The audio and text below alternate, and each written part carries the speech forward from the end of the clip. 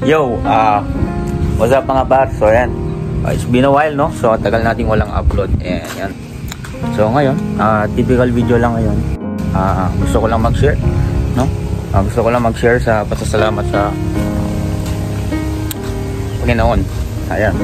Actually, nung ilang araw lang nakalipas, binilan ako ng parents ko ng motor. And yun yung isa sa pinapangarap ko. Hinihiling ko talaga na magkaroon ng motor, no? So ayan mga par, Honda Click lang, Honda Click 125 version 4, version 4, o basta ito yung pinaka-updated na version ng Honda Click 125. And yun, I just want to thank God lang sa lahat ng mga nare-receive kong blessings. And yan, sa pansin nyo is nagka-praise na din tayo, and isa din to sa mga pinapangarap natin, no? So yun, ayan, so sa mga nagtatanong dyan kung bakit tayo nagpa-praise, kasi para maayos yung ngipin natin, kasi kikita nyo naman sa mga videos natin, sa mga previous vlog natin na talagang wala din akong confidence sa pagbablog minsan, kasi nga, yun nga, pangin ang ngipin ko, ang daming sungki-sungki. Ayun yun, grabe. And una, yung mga pinufulfill lang natin sa buhay natin na magkaroon ng iPhone, nagkaroon tayo guys, binigay ni God yan sa atin. Ayun yun, last month, January, kapag pa-brace tayo, no, ng katapusan lang. And grabe talaga, hindi ko in-expect. Tapos yung mother ko, binilhan niya ako ng regalo sa graduation ko. Although nag-aaral pa lang ako, graduating student now. I'm taking the Bachelor of Science in Criminology. And yun,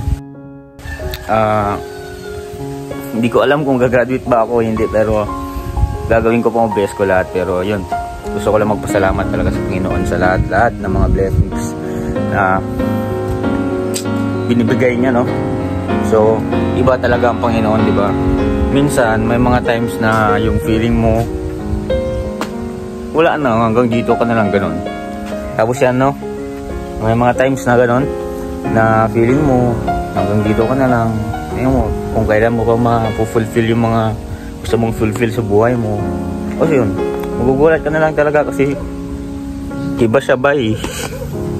Iba siya gumawa ng mga siya mismo yung gagawa. Magtiwala ka lang sa kanya, bye. Pray ka lang ng pray. I want to share this video to encourage everyone na huwag mawalan ng pag-asa pagdating sa kanya. Magtiwala ka lang, pray ka lang, hindi kanya papabayaan guys. Iba magmahal ang Panginoon, iba siya yumakap, no? So sa mga katulad ko dyan, minsan nawawala na ng pag-asa, push lang ng push mga pa, at ibibigay niyan sa'yo pagtiwala ka lang sa kanya. Walang imposible kay God, promise yan. Yun guys, ngayon, so umulan nung ilang araw, so kaya ngayon ang gagawin natin. So first, motor wash tayo dito sa motor nating bago, no? So yan, maraming salamat Panginoon. So guys, huwag lang mawala ng pag-asa. So tara guys, samahan nyo ako at linisin natin tong motor na to. Let's go.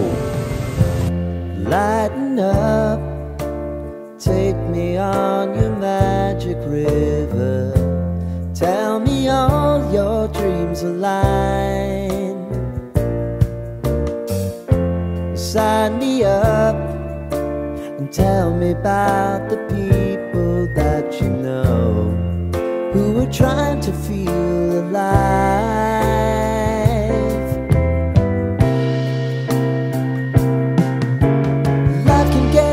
So honey, if you need to cry, just come share my pillow and rain, rain, go away.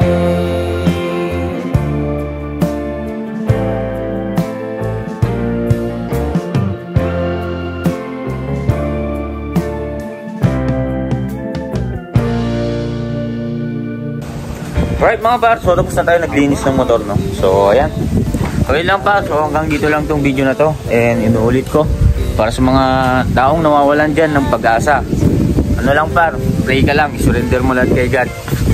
Hindi naman habang buhay na ano ka eh, na wala ka eh, na ganyan ka na lang eh. Pray ka lang par, at bigyan mo ng galaw, gumalaw-galaw ka par. And yun, tiwala lang kay God talaga, promise. So yung mga par, no, so hope na sana lahat din ng mga gusto nyo i-fulfill sa buhay nyo is ma-fulfill nyo. So, yan mga par. So, alam kong napakalit na bagay ito, pero para sa akin par, grabe na. Damang-dama ko na yung pagmamahal ng Panginoon para sa akin. And ganoon din sa inyo mga par, mahal na mahal kayo ng Panginoon. Ganyan lang mga par. So, ko lang sabihin sa inyo na magtiwala lang tayo kay God. Yan ang gagawa lahat. Peace! Woo! Come love, share my pillow, and rain, rain, go away.